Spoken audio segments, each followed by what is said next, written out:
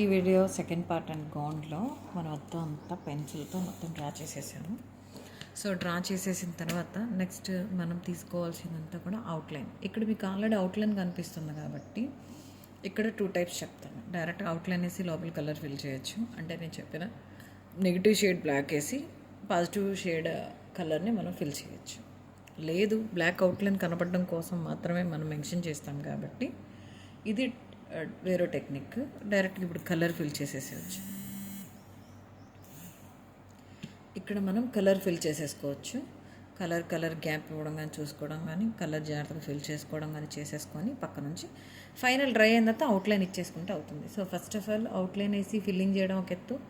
Colour ఎట్లాగో బయటకు కనిపిస్తుంది కాబట్టి కనిపించడం కోసం అవుట్లైన్. అదే మన ట్రేస్ మీద అయితే కనిపించదు. వాళ్ళు ఇక్కడ 2 ఉంటాయి, ఫ్రీ హ్యాండ్ వేసేసే వాళ్ళు ఉంటారు.